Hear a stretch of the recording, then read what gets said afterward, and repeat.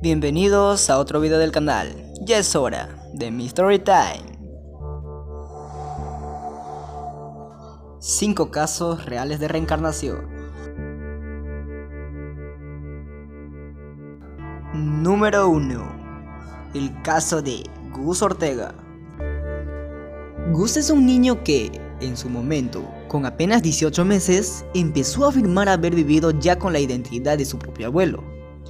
Jim Tucker, un reputado profesor de psiquiatría de la Universidad de Virginia, lleva tiempo estudiando el caso, sorprendido por la cantidad de información muy específica que el niño aportaba en sus declaraciones. Gus afirma ser su propio abuelo, de nombre Augie, quien moriría en el año 1993 por un accidente cerebrovascular.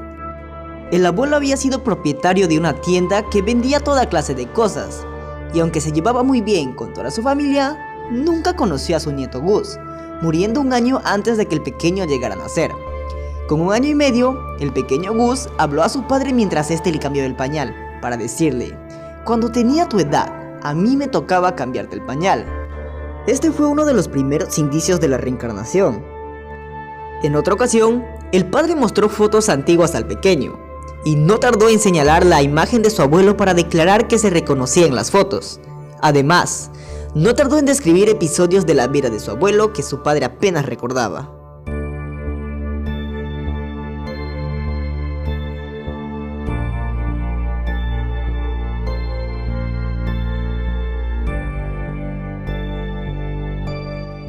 Número 2. Ian Hagedorn. Ian Hagedorn, un niño de 6 años residente en Pensacola, hijo de María Hagedorn, afirmó haber sido un policía de Nueva York que murió de un disparo.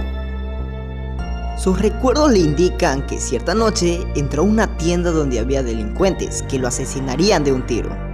Este policía supuestamente era el padre de su madre. Sin embargo, algo aún más extraño sucedería con él. Ian sufre de una extraña enfermedad del corazón, de tal forma que cuando se esfuerza de más, sufre un desmayo. Antes de los 4 años, ya había pasado por 6 cirugías, debido a que su arteria pulmonar presentaba defectos, provocando que su corazón no se desarrolle del lado izquierdo. María relata que su padre estaba en servicio como policía, y cuando entró a un Radio Shack, sospechó que algo andaba mal. 2 hombres sacaron una ametralladora y le apuntaron hacia el gerente. La reacción del padre de María fue indicarles: "Arrojen las armas, soy policía". Pero alguien le disparó apenas acabó de decirlo. En la autopsia, la causa de muerte fue una arteria pulmonar rota por causa del tiro, la misma arteria que hace sufrir a Ian en la actualidad.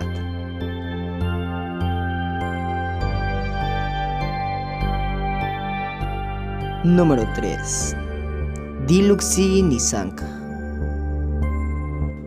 Diluxi habló de una vida pasada durante 3 años, donde insistía y repetía la misma historia sin parar. Sorprendió a sus padres cuando les reveló que no era su hija, que tenía padres en otro lugar y que murió en un lugar cerca de Dambulla, un sitio a 6 horas de viaje, donde había un río al que cayó desde un puente mientras cruzaba. Para la familia de Nisanka, esto resulta muy doloroso, y es que siempre que hablaba de esto, quedaba claro que Nisanka no se sentía parte de la familia. Para la familia de Nisanka, esto resultó muy doloroso, y es que siempre que hablaba de esto, quedaba claro que Nisanka no se sentía parte de la familia. Comenzó a hablar de su otra vida en la escuela de Montessori, que su templo se encontraba en otro lugar. Cuando comíamos o íbamos a dormir, ella hablaba de su otra vida. "Me sentí muy mal, y ella solo hablaba de su otra familia", comenta su madre. Un periodista escuchó la historia y su caso fue publicado en el periódico. Pronto, la familia recibió una carta de un señor de nombre Ranatunga, quien reconoció la historia de Diluxi como la de su hija muerta. Los Nisanka hicieron un viaje de 6 horas hasta Dambulla para encontrarse con esta familia. En el camino, Diluxi reconoció el lugar y guió al automovilista hasta la casa donde moraba su antigua familia. Fue un encuentro verdaderamente emocionante, y Diluxi parecía mucho más a gusto que con esta familia, comenta uno de sus familiares. Shiromi, la hija de Ranatunga, tenía 6 años cuando murió ahogada al caer de un puente. De las 20 declaraciones ofrecidas por Diluxi, 2 encajaban a la perfección, y eran bastante específicas.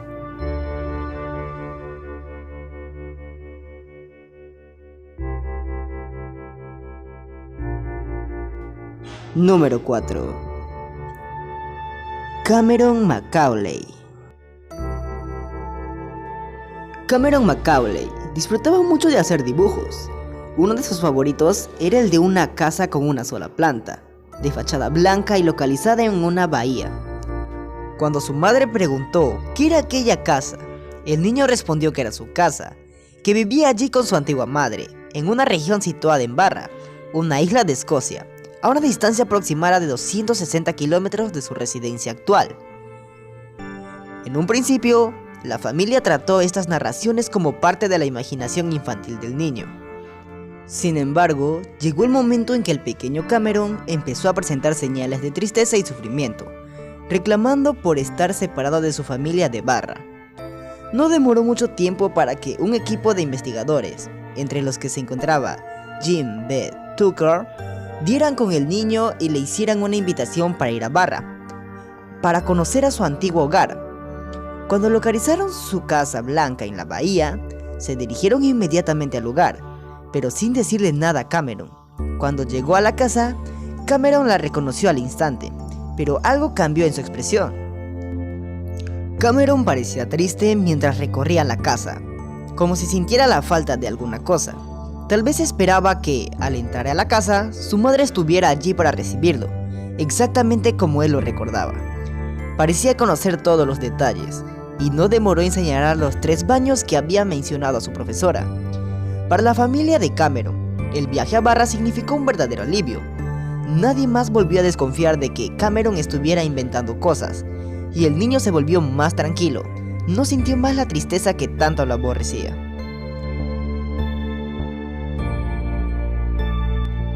Número 5.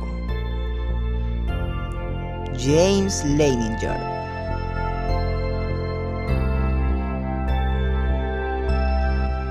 James Leininger era un niño al que le gustaba jugar únicamente con una cosa: aviones, y solamente aviones. Cuando cumplió 2 años, todo cambió. El niño comenzó a tener horribles pesadillas relacionadas con las avionetas de guerra.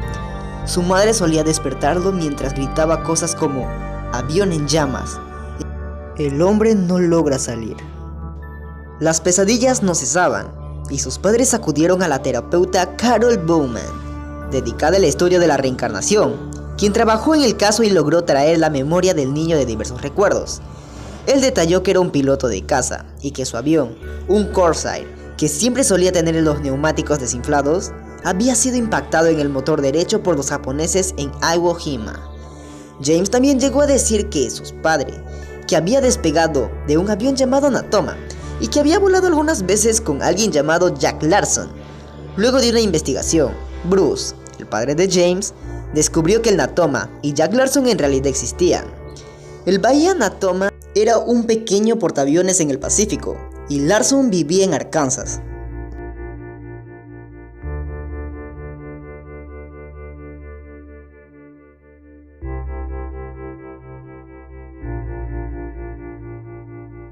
Su padre se obsesionó y descubrió que el único piloto de la escuadra abatido en el Iwo Jima se llamaba James M. Huston y tenía 21 años.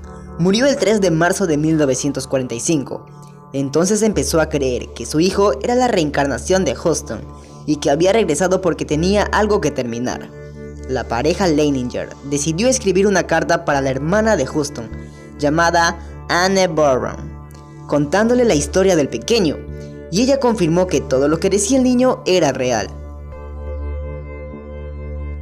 Espero que tengan un bonito día, y si el video te gustó, no dudes en darle like, suscribirte y activar la campanita de notificación para que no te pierdas ninguno de los misterios.